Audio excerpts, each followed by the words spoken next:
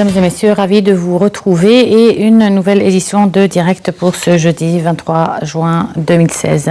L'édition d'aujourd'hui sera consacrée à la crise des migrants vers l'Europe et à la situation des réfugiés.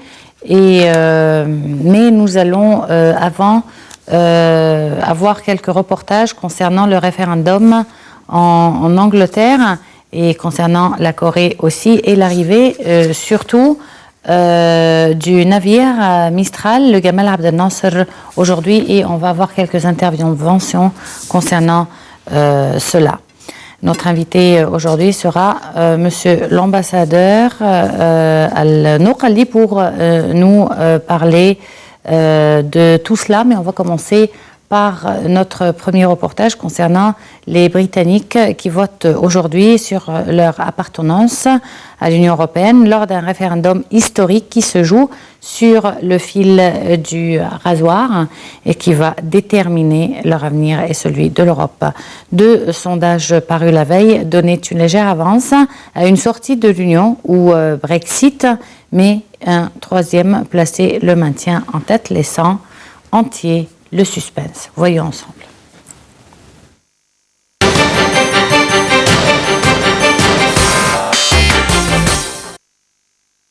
Passionné axé sur l'immigration et la prospérité économique, un nombre record de citoyens, soit 46,5 millions, se sont inscrits pour voter à partir de 6 heures GMT. Le résultat final devrait être annoncé dans les premières heures vendredi. Les électeurs doivent répondre à la question: le Royaume-Uni doit-il rester un membre de l'Union européenne ou quitter cette instance? Ils ont ensuite le choix entre deux cases à cocher: rester ou quitter l'Union européenne.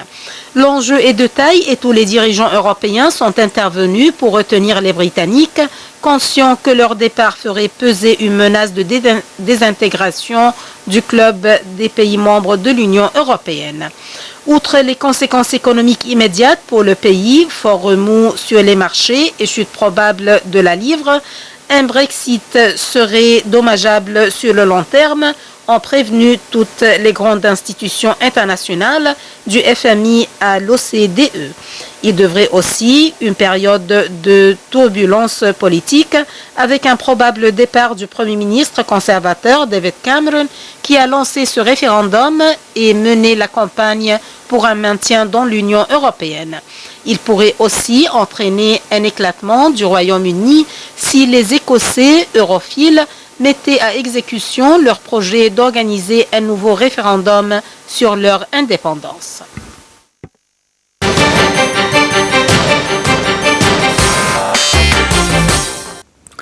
Le dirigeant nord-coréen Kim Jong-un a affirmé que son pays était désormais en mesure de toucher les bases américaines du Pacifique après les essais d'un nouveau missile, tandis que le Conseil de sécurité de l'ONU discutait de sa riposte.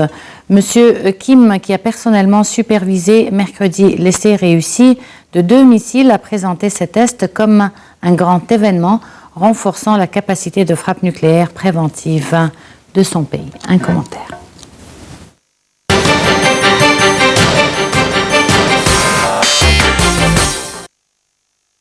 Mercredi, les 2 missiles Musudan à portée intermédiaire de 2500 km à 4000 km qui théoriquement menacent la Corée du Sud, le Japon et les bases américaines de l'île de Guam. Nous avons la capacité certaine d'attaquer d'une manière globale et concrète les Américains sur le théâtre d'opération du Pacifique, a affirmé le dirigeant nord-coréen Kim Jong-un, cité par l'agence nord-coréenne.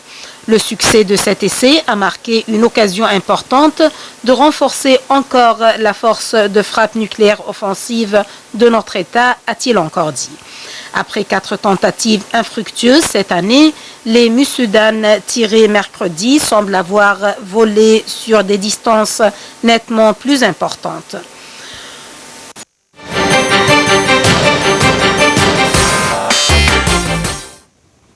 Et le premier des 2 navires Mistral, le Gamal Abdel Nasser, vendu à l'Égypte, est arrivé aujourd'hui à son port d'attache. Le second bâtiment de projection et de commandement Mistral devraient être livrés en septembre.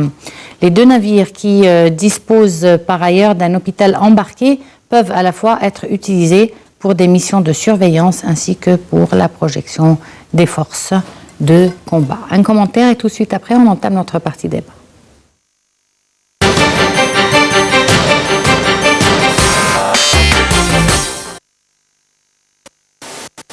Selon l'agence nord-coréenne, un missile a été tiré selon un angle qui lui a permis d'attaquer une altitude supérieure à 1400 km.